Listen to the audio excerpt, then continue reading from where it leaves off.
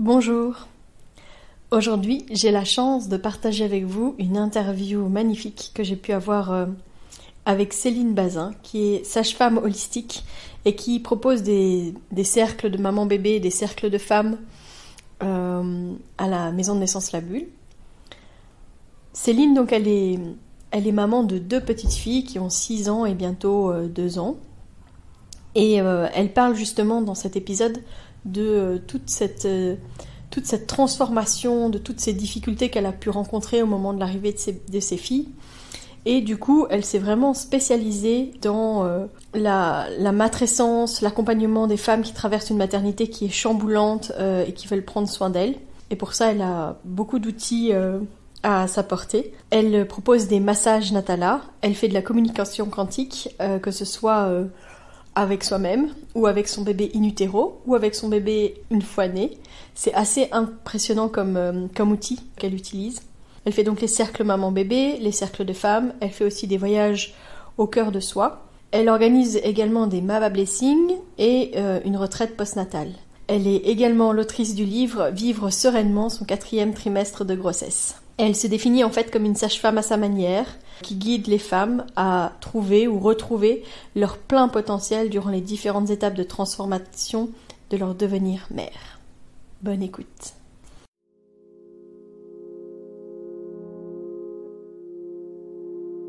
Bienvenue dans Bulle de Sage-Femme, le podcast qui déconstruit les croyances, démystifie les peurs sociétales, redonne toute sa place à la physiologie des femmes qui savent enfanter dans leur pleine puissance, mais aussi des bébés qui savent se mettre au monde. Ici, vous profiterez de l'expertise de sages-femmes pratiquant en dehors des hôpitaux, des accouchements à domicile ou en maison de naissance. Nous souhaitons que vous trouviez les outils, les informations pour que vous puissiez être les acteurs de la naissance de votre bébé, et ce quel que soit le lieu où vous avez décidé de l'accueillir. Mon nom est Mélissa Chambard, sage-femme, maman de 5 enfants. À chaque épisode, je vous partagerai mes astuces, mes bons plans, mon expertise, des anecdotes, mais aussi des témoignages de parents, de sages-femmes et des rencontres inspirantes autour de la périnatalité, dans la bienveillance, la force, la puissance. Allez, vas-y.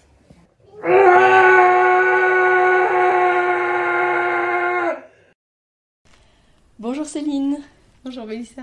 Je suis super contente de pouvoir t'enregistrer aujourd'hui et qu'on puisse échanger sur un sujet ô combien important. J'aimerais qu'on parle aujourd'hui du postpartum parce que c'est encore un grand oublié parfois, même si on commence à en parler un petit peu plus. Et toi, tu t'es spécialisée là-dedans, et donc j'aimerais vraiment que tu parles de tout ce que tu as développé, mais aussi un petit peu de ton expertise dans ce domaine qui t'a amené, l'histoire de ce que nous on peut voir auprès de nos patientes qui t'a amené à prendre la décision de proposer des lieux de rencontre, etc. pour notamment les femmes. Et donc toi t'es sage-femme. Oui. Tu es même donc sage-femme holistique et tu t'es spécialisée dans la préconception et dans la matrescence. Est-ce que tu peux nous en dire un peu plus justement qu'est-ce que c'est que la matrescence ? Parce que je sais qu'on a un podcast qui s'appelle comme ça et qui parle de ce sujet-là. Mais peut-être que tu pourrais, toi, nous donner une définition de ce qu'est la matrescence. Oui, bien sûr. La matrescence, c'est vraiment tout ce changement identitaire que la nouvelle mère va vivre, je dirais, les 2 premières années de son parcours. Ça peut débuter déjà pendant la grossesse, mais ça survient vraiment après la naissance de l'enfant où il y a des grands changements identitaires. C'est vraiment le mot que je dirais. La matrescence, la définition, c'est la naissance d'une mère. C'est comme la crise d'adolescence, un peu. On devient un jeune adulte, là on devient une mère, on est mère, on apprend à devenir mère, et que ce soit le 1er, 2e, 3e, 4e ou plus d'enfants, à chaque fois il y a une petite révolution intérieure qui se fait, et donc on doit s'adapter à cette nouvelle facette de nous, et c'est pas toujours évident à vivre. Donc toi, tu as déjà vécu 2 fois ta matrescence, puisque tu as 2 enfants. C'est ça. Voilà, 2 filles magnifiques. Et tu as senti que la matrescence, elle t'a chamboulé de la même manière pour les 2 ? Pas vraiment. Déjà, la première, je savais pas ce que c'était, donc je dirais que c'était encore plus chamboulant, sans savoir. La deuxième, je savais que ça existait. Donc là, j'ai pu mettre des mots ou mettre de la compréhension, de la conscience. Mais la deuxième, j'ai plus eu une matrescence assez forte au niveau professionnel. Donc là, j'ai vraiment une perte d'identité au niveau professionnel, tandis que j'avais plus de calme par rapport à qui j'étais en tant que Céline. Ouais, t'étais plus ancrée en toi-même, mais plus de difficultés par rapport à justement peut-être ton rôle entre maman et sage-femme. Oui, c'est ça. Ouais. C'est ça qui a été plus difficile. Ouais. Après, t'as vécu aussi un accompagnement différent, une naissance différente, donc ça a aussi oui. sûrement joué. Tout à fait, oui. Est-ce que tu penses qu'on parle assez de la matrescence pour que justement les femmes elles sachent ce qu'elles traversent, ou que ça reste encore un terme perché qu'on entend que sur certains podcasts et qu'on ne connaît pas encore assez?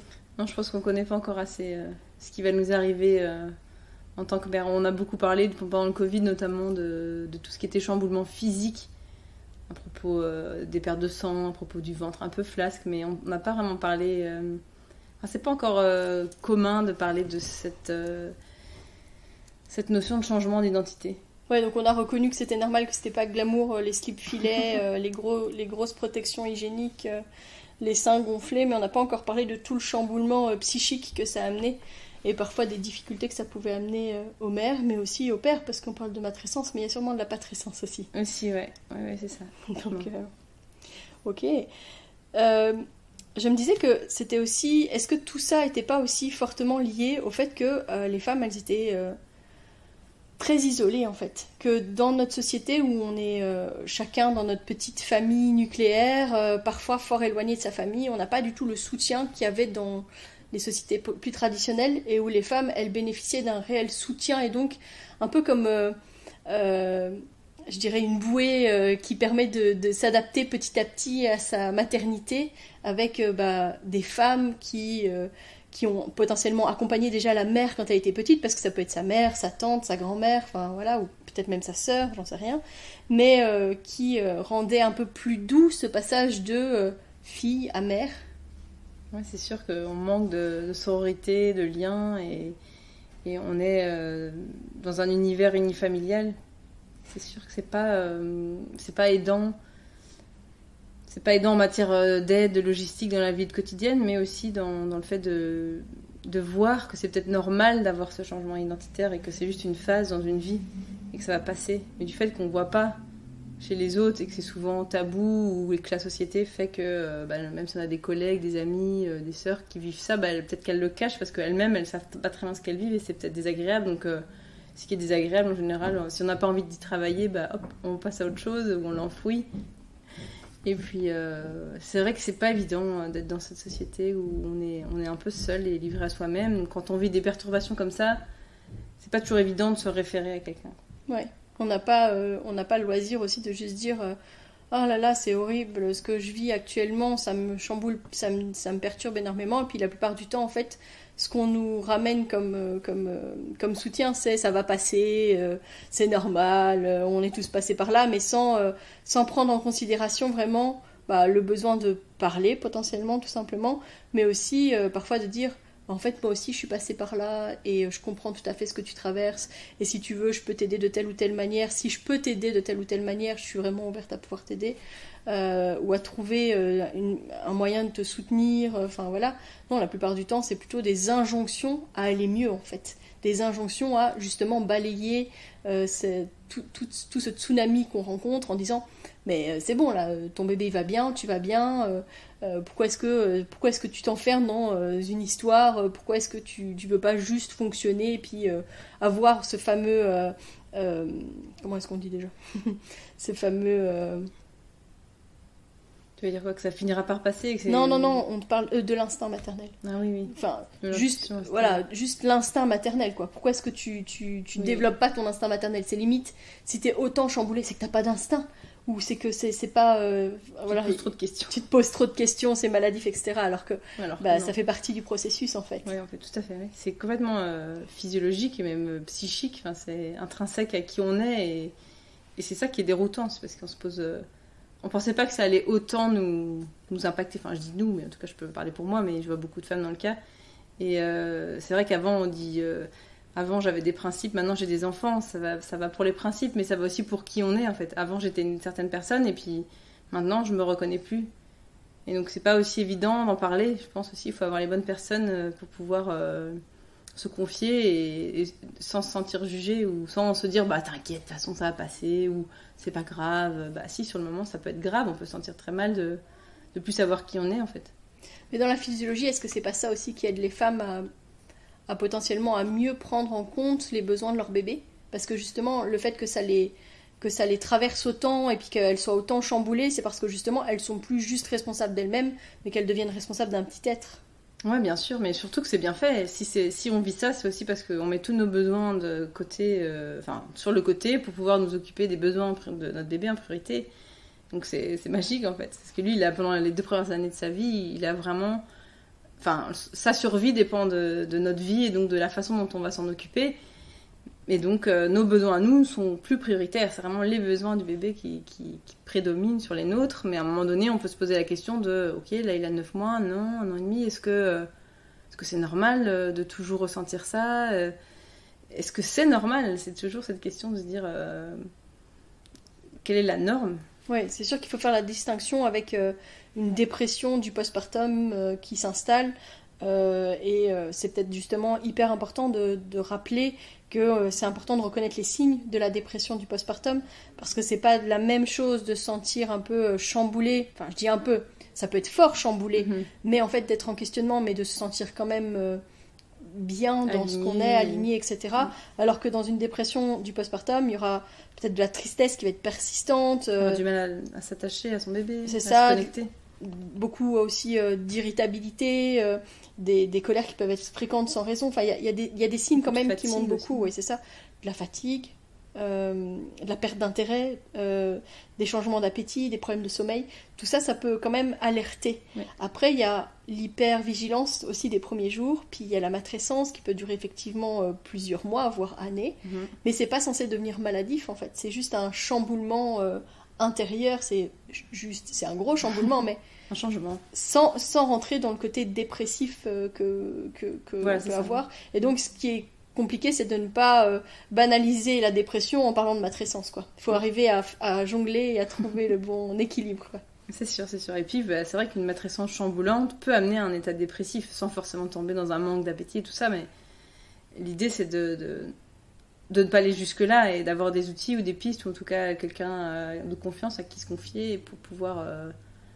mettre le doigt dessus et puis tirer sur la corde en mode hop, là je remonte à la surface. Ouais. Demander de l'aide en fait. Ouais. Et trouver peut-être des lieux bienveillants où on peut se déposer, où on peut parler. Et on se sent écouté, parce que souvent dans l'entourage, c'est ça le problème, c'est que quand on est dans des réunions de famille ou des choses comme ça, on ne sait pas forcément l'espace pour aller dans la profondeur. C'est souvent du superficiel et on est content de se voir, de partager un moment, et on n'a pas forcément envie de déposer des choses difficiles parce qu'on ne sera pas forcément entendu ou parce que justement on a envie de passer un bon moment, donc on ne parle pas des choses difficiles. Je dis pas que c'est bien. Ouais. Je dis juste que c'est souvent. Mais dans la réalité, perçu, c'est ça. Puis c'est aussi ça souvent qui amène les femmes à pas vouloir trop en parler parce qu'elles ont peur d'être jugées, oui. Ou qu'on banalise totalement ce qu'elles sont en train de vivre, sans qu'en plus il y ait de réels actes par la suite de personnes qui pourraient juste dire bah écoute, moi si tu veux je peux venir un petit peu passer du temps avec toi, etc. Parce que c'est vrai que les femmes elles sont fort isolées.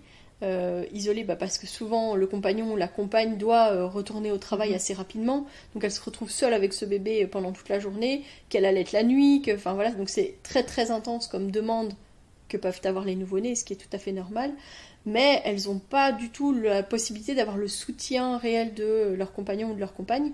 Et puis les familles, si elles habitent plus loin, elles vont pas forcément non plus être fort aidantes. Et donc quand elles vont venir, ça va être juste pour partager un café, porter le bébé, mais pas pour être vraiment soutenante et aidante, quoi. Tout à fait. On dit qu'il faut tout un village pour élever un enfant, et puis chez nous, en fait, on se retrouve isolé et tout seul à devoir manager sa vie de famille, sa maison, son bébé, son allaitement, enfin c'est énorme en fait. C'est sûr. nous, on axe beaucoup dans notre préparation à la naissance, on parle énormément du premier mois postnatal, justement en disant que si les femmes, elles prennent vraiment soin de ce premier mois, ça va vraiment leur donner l'opportunité d'atterrir en douceur, de faire vraiment connaissance avec leur bébé, de ne pas se mettre des grosses obligations dans ces moments-là, et d'amener un peu du sacré aussi dans l'arrivée de ce bébé.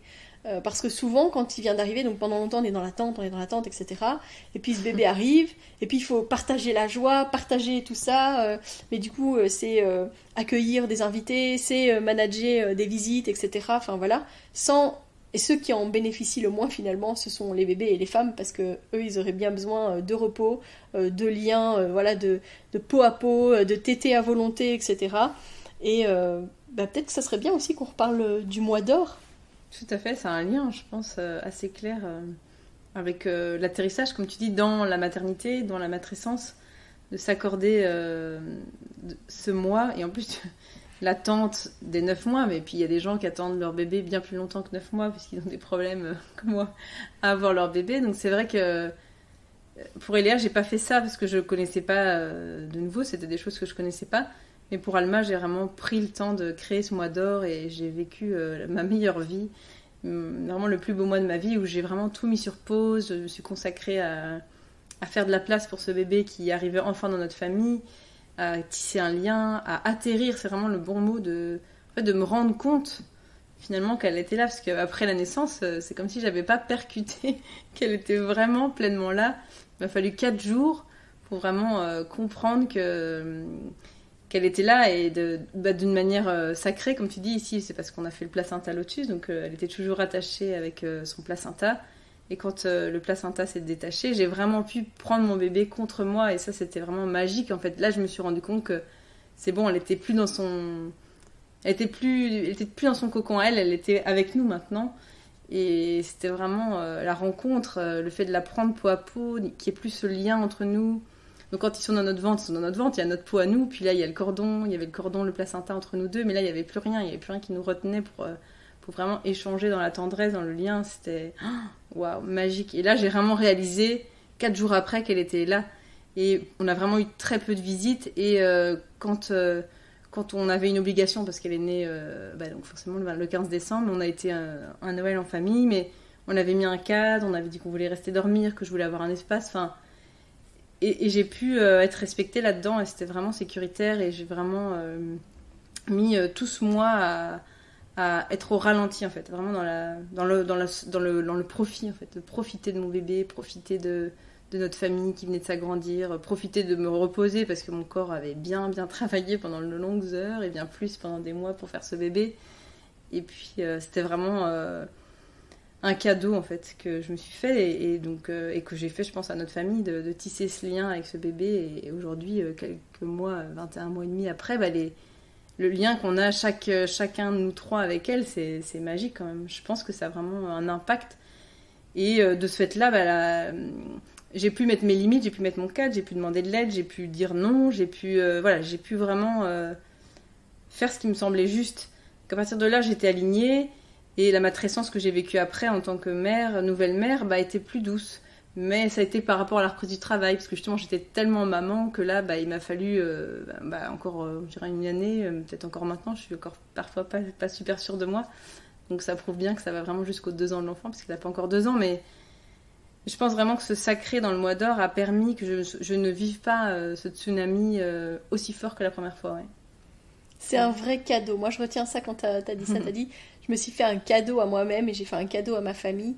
Je pense que accepter un peu cette slow attitude là dans les premières semaines de vie, c'est vraiment un atterrissage en douceur, parce que du coup, on n'a pas de grandes attentes au niveau management, au niveau visite, au niveau, enfin voilà.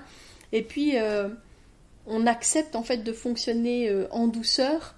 Ce qui permet de mettre une mise en route de l'allaitement beaucoup plus sereine, parce qu'on peut vraiment être au rythme du bébé, de pouvoir se reposer à tout moment en fait, parce qu'il n'y a pas d'obligation, il n'y a pas de choses qui se mettent en place.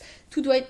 En fait, quand on en parle, nous on essaye de dire que ce qui serait super chouette, c'est d'arriver à mettre en place des choses pour que tout ce qui est de la charge mentale qu'habituellement cette maman a puisse être dispatché et donné à d'autres, comme par exemple, ne serait-ce que si on a un plus grand qui doit aller à l'école, que si à un moment donné le papa ne peut plus le faire, que par exemple ce soit la maman d'un copain ou d'une copine, une voisine qui puisse prendre ça en charge pour ne pas obliger à devoir retourner trop vite dans le rythme quotidien en fait. Oui, ça c'était un de mes...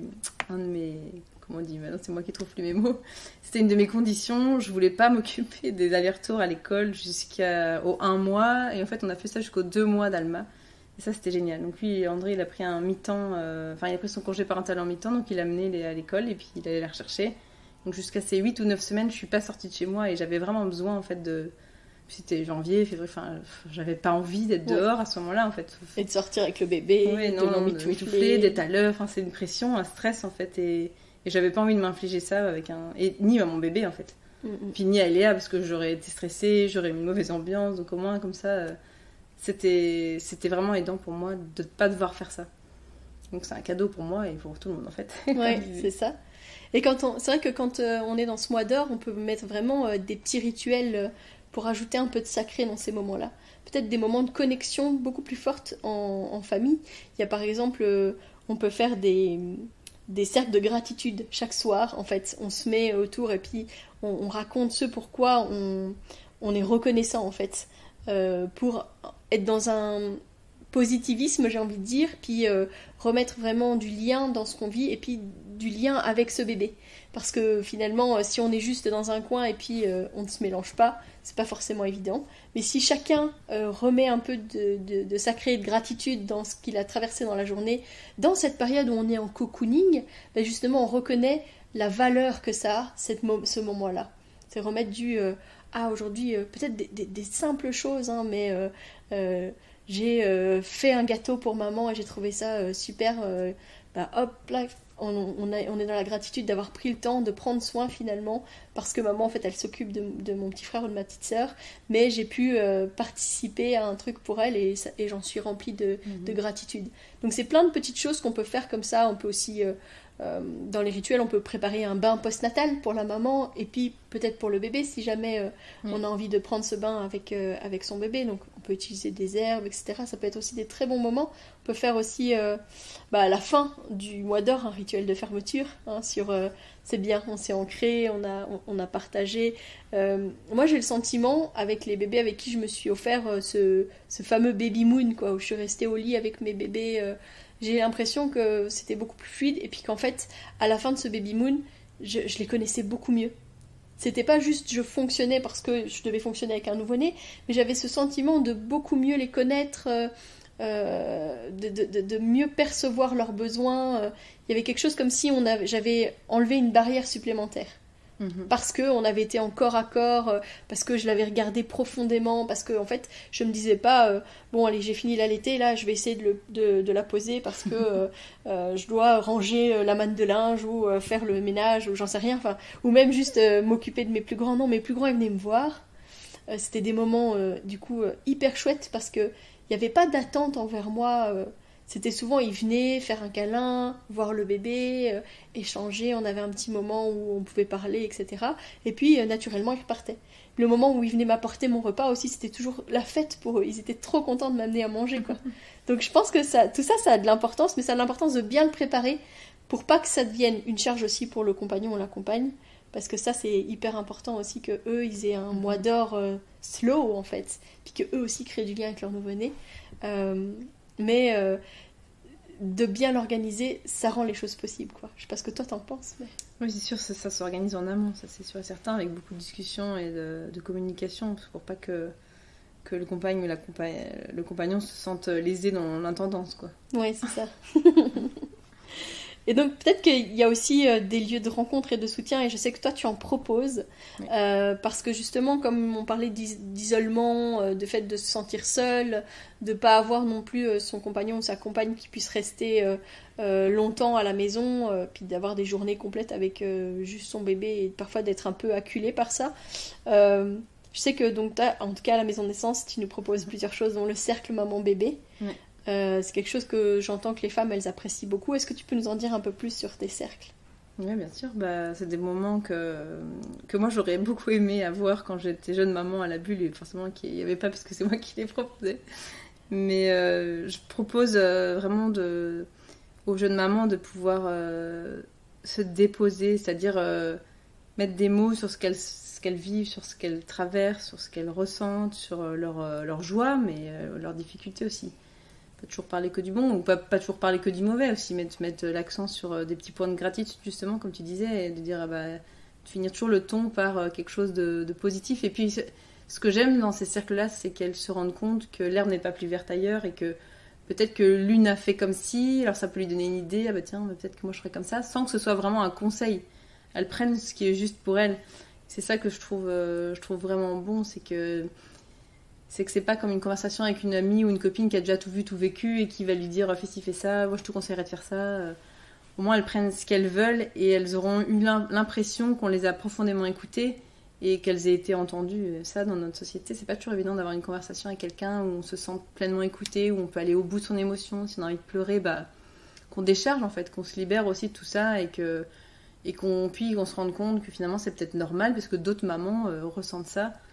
Et c'est ça qui est juste, qui est bon dans le sens où ça fait du bien de pouvoir être soi-même, pouvoir être authentique et de pouvoir oser dire qu'il y a des jours où ça va, des jours où ça va pas, mon bébé pleure beaucoup, je sais pas trop ce qu'il a, et puis il y en a une qui va dire moi j'avais la même chose, sans forcément rebondir, mais elle va partager quelque chose par rapport à elle, elle dit moi j'ai tel ou tel thérapeute entre guillemets, ou enfin je sais rien, nutrithérapeute, ostéopathe, j'ai été voir, ça lui donne une piste, ça lui donne une idée, ça la sort aussi dans l'isolement dans lequel elle était, quoi. Ça permet aussi de tisser du lien finalement. Ouais. J'imagine qu'il y a des mamans qui sont un peu potentiellement seules. Il y a un truc quand même magique notamment avec les premiers bébés, c'est que très souvent on vient d'acheter une maison, on vient potentiellement de se marier, etc. On arrive dans une nouvelle région, on a un bébé, puis on se retrouve toute seule. Donc c'est vrai que d'avoir ces lieux d'échange, ça permet aussi parfois de faire connaissance avec des femmes qui vivent les mêmes réalités, puis parfois de créer du lien un peu plus que simplement partager un moment une fois tous les 15 jours ou toutes les 3 semaines. Donc je crois que remettre aussi du lien, après tout ce qu'on a traversé ces dernières années, ça a aussi beaucoup de sens, quoi. Que les femmes, elles puissent tisser, créer du lien. En tout cas, nous, c'était comme ça qu'on le voyait à la bulle. On avait très envie de ça, puis on est ouvert effectivement en 2020.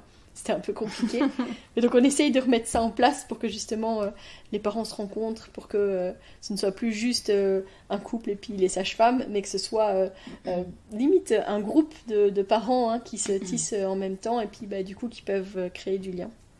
Il y a autre chose que tu proposes à la bulle, qui sont les villages matriarcales. Est-ce que tu veux bien nous parler de ça, s'il te plaît ? Oui, ça vient d'Amérique, en fait. Et puis, c'est Roxane et Amandine qui ont fait un premier test. Et puis, ça a super bien marché. Et elles nous ont dit, mais il faut qu'il y en ait plein partout.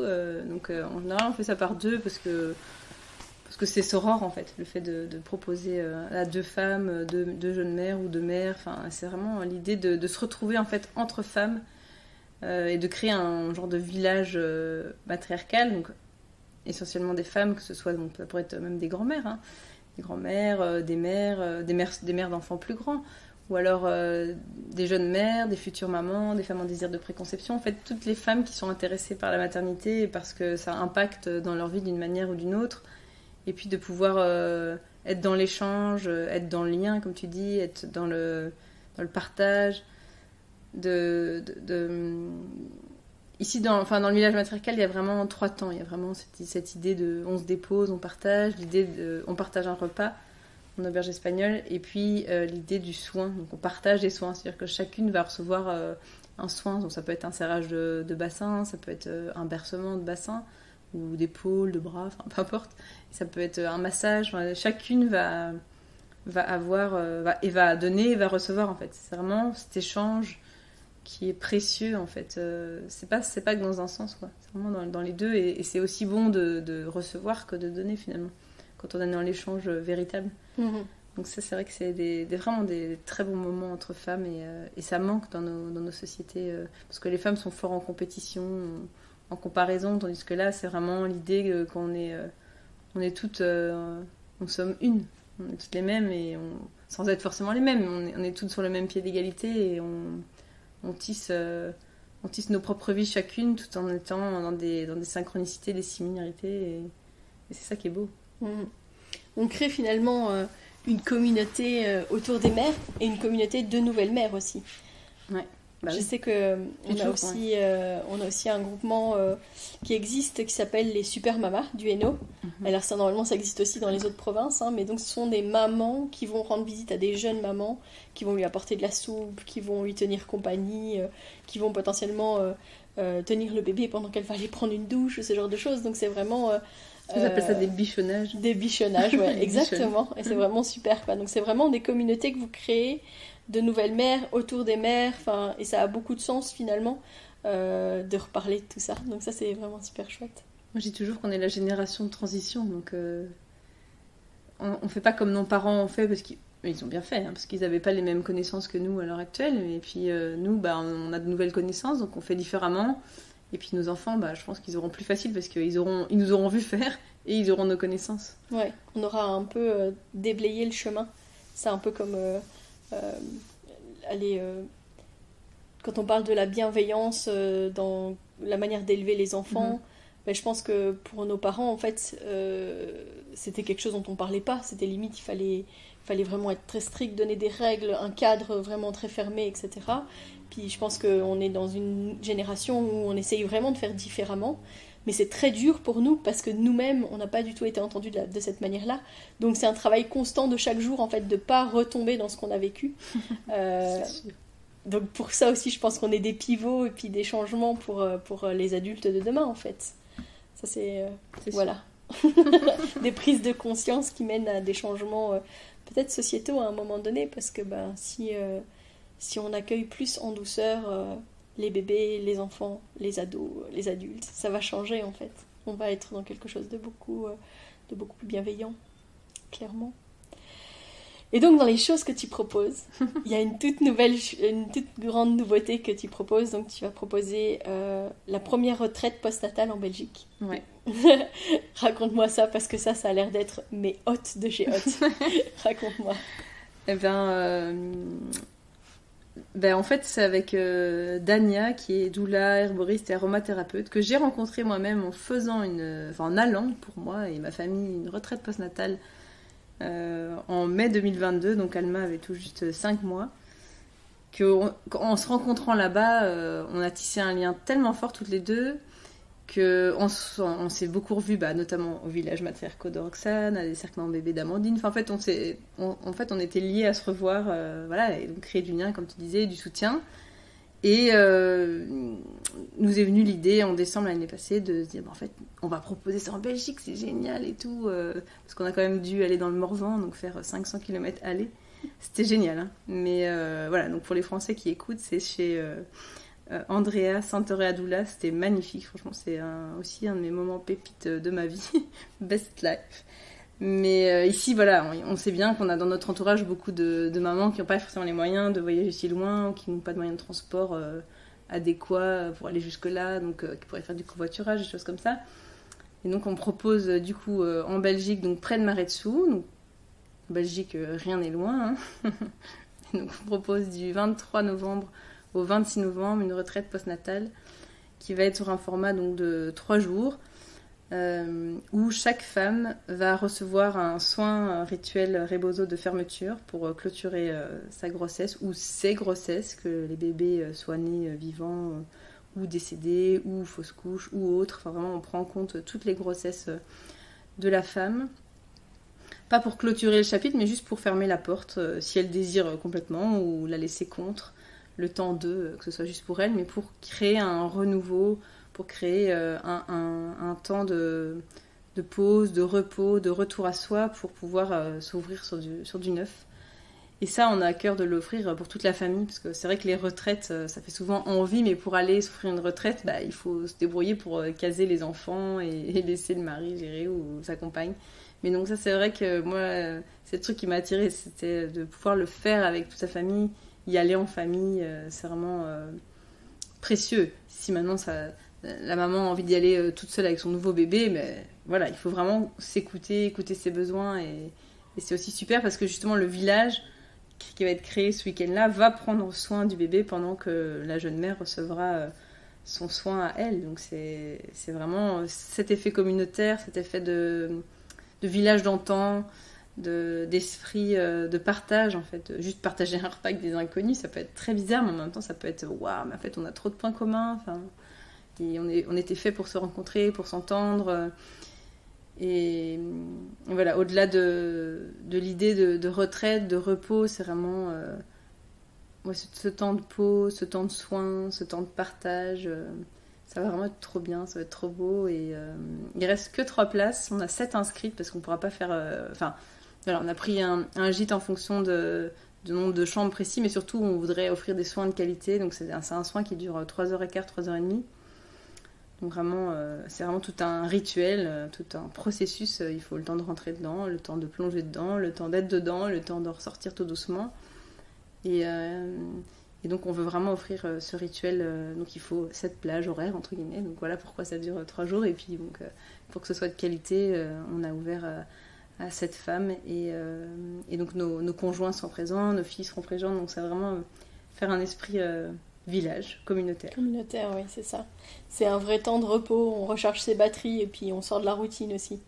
Oui, parce que là, la nourriture coulera à flot, dans le sens où personne ne devra penser à la charge mentale. Donc dans le prix de la retraite, il y a vraiment un prix, donc c'est 650 €, il y a à peu près 150 € pour le repas, enfin pour tous les repas du petit déjeuner au souper, il y a le logement... Et puis il y a le soin en fait. Donc un soin Rebozo de ce type-là, ça coûte 300 €. La location, ça va être 150. Au final, voilà, on y est quoi. Mm-hmm. Il y aura des moments aussi d'échange il y aura, voilà, et donc on y est. Et puis je dis oui, il manque 50 €. Et en gros, il y aura 2 temps d'ateliers créatifs, d'ateliers ou peut-être plus... Non, il y en aura même plus que ça. En fait.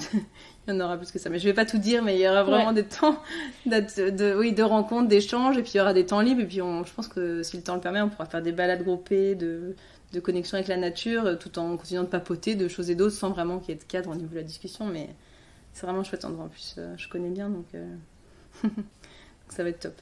Super. Donc encore 3 places pour cette retraite postnatale qui aura donc lieu les 23 et 26 novembre prochains. Eh ben écoute, en tout cas, j'ai trouvé cette conversation fantastique. Je te remercie vraiment, Céline. Merci d'avoir accepté de répondre à mes questions. Merci d'avoir livré ton expertise par rapport à justement tout ce temps postnatal et tout ce qu'implique cette matrescence. Et j'espère bientôt te revoir parce que je sais que tu as d'autres projets et j'aimerais bien les remettre en lumière aussi sur Bulle de Sage-Femme. Donc ce sera avec plaisir, si jamais tu le souhaites, que j'aimerais bien rediscuter avec toi de tout ça. Oui, avec grand plaisir. Merci beaucoup. Merci. Voilà, c'était un épisode tellement puissant et tellement fort. J'en reviens pas en fait de à quel point Céline justement s'ancre dans ce moment si charnière et si chamboulant que peut être effectivement l'arrivée d'un bébé. Mais elle accompagne tellement bien plus que ça parce qu'elle se spécialise aussi dans la préconception et dans les chemins et dans les parcours de maternité un peu atypiques avec les parcours de procréation médicalement assistée notamment. Et j'espère pouvoir partager ça avec vous dans un prochain épisode. En tout cas, cette retraite postnatale, donc elle aura bien lieu du 23 au 26 novembre à la Closerie Rognac près de Maretsou. Donc comme elle le dit dans le podcast, c'est un prix qui est de 650 € et qui comprend vraiment les repas nourrissants adaptés aux femmes qui sont allaitantes et en postpartum, avec même la possibilité de venir avec son partenaire et des enfants plus grands. Et ça comprend un soin de fermeture Rebozo qui a en général une valeur aux alentours de 300 €, avec des temps de partage, d'écoute, de connexion, des temps libres aussi évidemment, des balades en fonction de la météo. On est quand même en Belgique. Quoique aujourd'hui, 8 octobre, je pense qu'on a atteint des records et on a dû frôler les 30 degrés. Un soir Rebozo, des activités créatives et une surprise. J'en sais pas plus, c'est ce qui était noté dans les descriptifs. Je vous donne rendez-vous la semaine prochaine. D'ici là, portez-vous bien. Si vous souhaitez échanger à propos des différents sujets abordés dans ce podcast, vous pouvez interagir sur les posts dédiés à chaque épisode sur nos réseaux sociaux Facebook et Instagram. Vous pouvez également me joindre par email à melissa.chambard@gmail.com. Je serai également ravie de collaborer avec vous, que ce soit pour un témoignage, une rencontre ou pour savoir quel sujet vous intéresserait à l'avenir. Je vous invite à vous abonner pour ne rien louper des prochains épisodes, mettre des étoiles, des commentaires et surtout à partager pour faire rayonner, voyager ce podcast, pour démystifier l'accouchement en dehors de l'hôpital, parler de ses suivis, de ses naissances et continuer à accueillir en douceur les adultes de demain.